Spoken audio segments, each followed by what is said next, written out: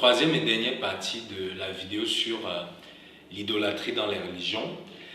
Donc, on va se rendre compte dans l'évangile de Barnabas en fait que Dieu ne demande pas à Abraham de sortir de la maison de son père et de laisser sa patrie juste parce qu'il aime trop Abraham, ou bien Abraham c'est l'élu, c'est le choisi et tout et tout. Non, c'est parce que le gars en fait, Abraham à la base depuis l'âge de 7 ans, c'était un gars qui avait refusé de verser dans l'idolâtrie.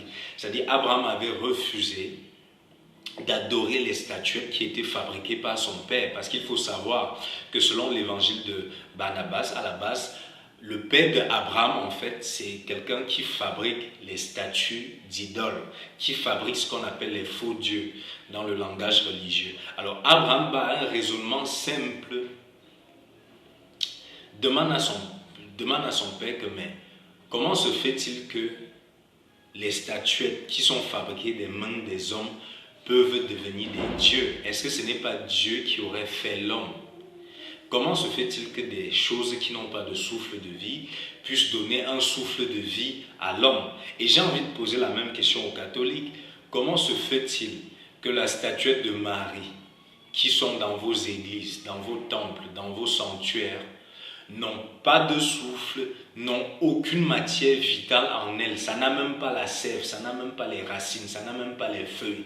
Ça ne respire même pas l'air, ce n'est pas un truc vivant, c'est du béton mort. Comment se fait-il que du béton, qui est une matière morte, peut résoudre vos problèmes, peut avoir une influence sur votre destinée, peut vraiment vous sauver, je ne sais pas, en quelque sorte, que ce soit, peut guérir vos maladies, résoudre vos problèmes et consorts.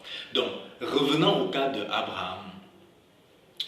Dieu, à un moment, lui demande de sortir de la maison de son père et de sa patrie pour deux raisons fondamentales.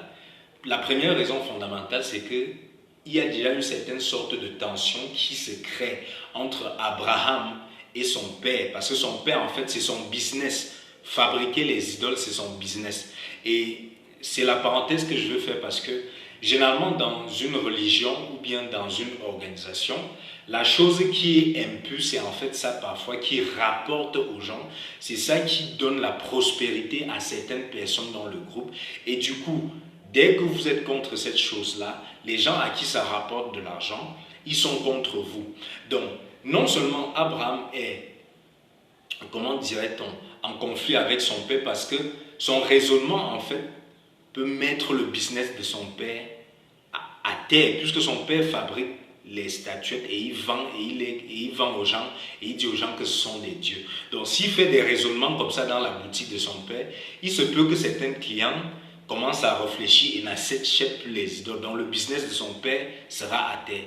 Deuxième raison, c'est que plus tard on va voir dans l'évangile de Barnabas que Abraham en fait va prendre une hache, il va attendre quand tout le monde ne sera pas dans la ville, il va entrer dans le temple et il va détruire les statues des idoles. Et il va couper la tête de la statue, de la plus grosse statue, il va prendre la hache, il va mettre aux mains de ces statues-là, il va fermer le temple et il va s'enfuir. Plus tard, les habitants de la ville arrivent dans le temple. Et ils se rendent compte des dégâts qui ont été créés sur leur Dieu. C'est-à-dire leurs dieux ont été décapités, déchiquetés et tout et tout. Et ils se posent la question, mais qui est-ce qui a fait ça? Et maintenant, Abraham va leur dire, c'est certainement le grand Dieu Baal qui, ne supportant pas d'être en concurrence avec les autres dieux, s'est donc vengé. Mais plus tard, on va se rendre compte en fait que c'est Abraham qui a fait ça. Et on va commencer à en vouloir à sa vie. Et c'est pour cela que je pense que c'est l'une des deuxièmes raisons pour lesquelles Dieu lui demande de quitter la maison de son père, par exemple, ou bien et sa patrie, c'est-à-dire pour sauver sa tête. Troisième raison, selon moi, pour laquelle Dieu demande à Abraham de partir de la maison de son père, c'est que les mauvaises habitudes corrompent les bonnes mœurs. C'est-à-dire que à force d'être dans un environnement donné où on pratique un certain nombre de choses, tôt ou tard vous serez tenté de faire cela. Donc Dieu avait peur que Abraham, à force peut-être de persécution, finisse par céder et commence aussi à adorer d'autres dieux. Et il faut aussi rappeler qu'à l'époque déjà, sa fille déjà était, et sa femme était stérile.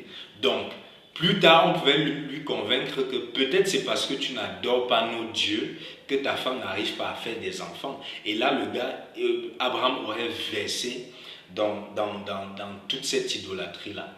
Donc, j'ai pris ce passage de l'évangile de Barnabas pour expliquer en fait que s'il faut faire une comparaison entre la tradition africaine qui adore les crânes, qui pas verser l'huile en bas des arbres, qui pas verser, je ne sais pas, certains mets et certaines libations en bas des arbres, et la religion des catholiques, on se rend compte que les catholiques à la fin sont vraiment plus idolâtres que les Africains.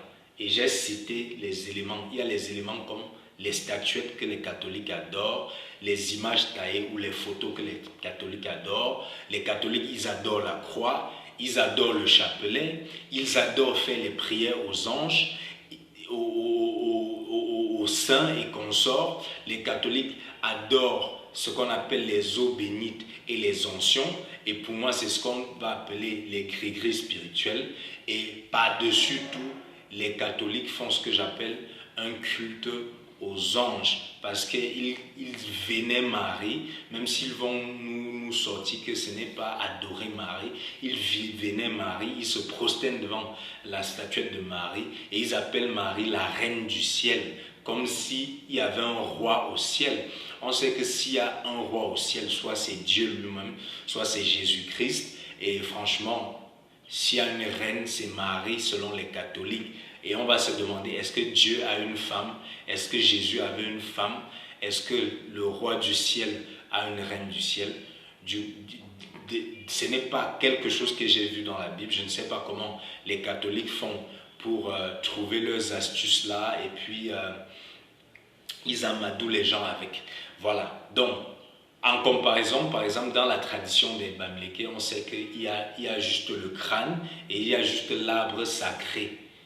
Voilà ce qu'on peut appeler comme idolâtrie. Donc, si on compare les deux éléments que j'ai cités dans la tradition, par exemple, des Bamileke, qui est une tradition africaine, c'est-à-dire le crâne et les arbres sacrés, et on compare, qui ne sont que deux éléments, et on compare avec les catholiques qui ont la statuette, les images taillées, la croix, le chapelet, les prières au saint, les huiles et les trucs d'onction, ça fait déjà 6. Donc, au moins en termes d'éléments, on voit que les catholiques sont plus avancés dans l'idolâtrie que la plupart des traditions africaines. Je suis Eric Boujeka, je voulais vraiment partager ce sujet avec ceux qui aiment s'intéresser au sujet de société, sujet de religion. Je me trompe certainement, n'hésitez pas de laisser un commentaire et de faire des suggestions et de nous dire qui entre les Africains et les catholiques est plus idolâtre que l'autre. Au plaisir de vous retrouver prochainement. Ciao et bon samedi.